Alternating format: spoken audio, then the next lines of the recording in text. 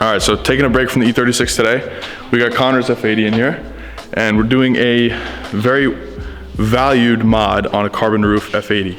Connor's a big time snowboarder, so he wants some good old ski racks. So today the DIY is to put roof racks on the carbon roof. BMW did not include mounts on their Slicktop cars, so we're going off a Bimmer Post thread posted by Maltman. I'll link it down below so you can do it to your F80 as well. Process starts with this. This is a 2mm drill bit. You don't have to go this small, but this is what the thread recommends. This will act as a pilot hole to drill a bigger hole, about 5/8, to fit one of these. This is what BMW uses from factory on the non-Slicktop F80s to be able to use a roof rack. Then a 5/8 Forstner bit will be used to kind of mill out the carbon fiber and reduce as much fraying as possible.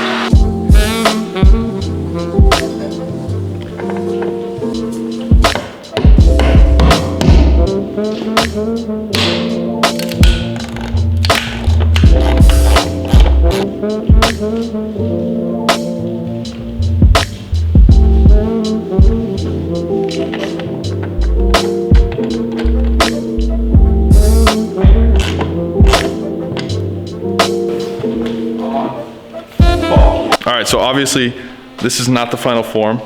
First, there's a lot of cleaning that needs to be done, and second, the roof molding is not back in, and the bolts that we put in are not sealed up. So right now, if he drove it out in the rain, his headliner would get soaked. So we have to seal those up, but I'm gonna end it here. If you want more information on how to do this, I'm gonna link the Bimmer Post thread below. Go check that out. But this was installing a roof rack on a carbon roof F80.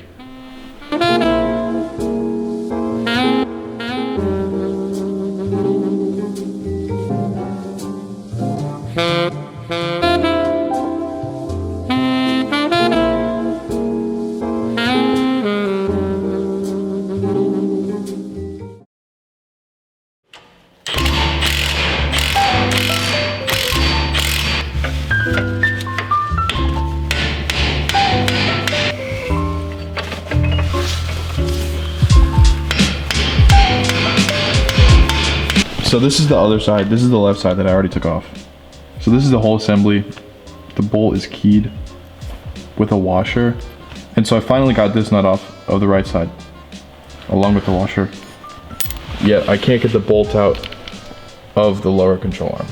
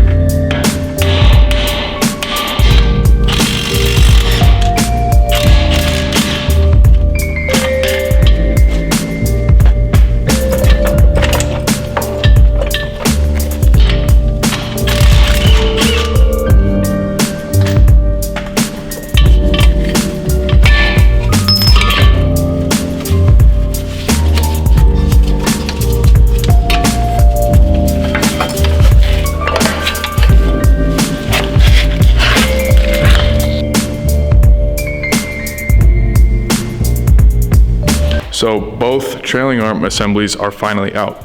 After 3 days of soaking these upper control arm bolts in PB, they finally let go. So I sprayed them the last time I was here, and then I sprayed them also when I was doing Connor's F80, and then sprayed them one last time today, knocked them out, and the only thing that gave me trouble taking both sides out were the e-brake cables. So my interior is in shambles, and it's really starting to feel like a real project car, like it hasn't been already. But yeah, now it's time to drop the actual subframe. I think doing all this extra work was worth it because those are fucking heavy, and I'm glad I experienced how heavy they actually were before dropping the whole assembly at once. I know it can be done, that's how most shops do it anyway, but I wanted to take my time with this and kind of learn the ins and outs of the rear end anyway, so this really taught me a lot. But I'm not even close to being done yet, so let me get to the subframe.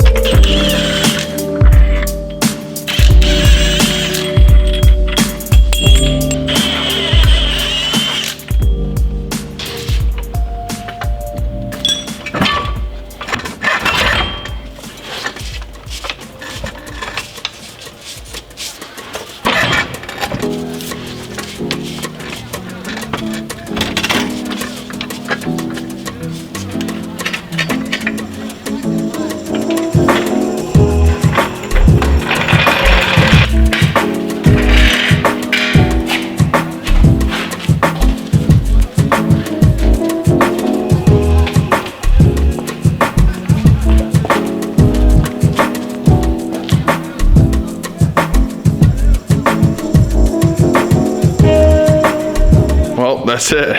Subframe is out. Only issue I had was the rear passenger took the stud with it. So this will be interesting to figure out, but all the rest came out, but the upper ones don't look too bad. I mean, all the bushings don't look terrible, but they could be a lot better. So there she is with no rear end.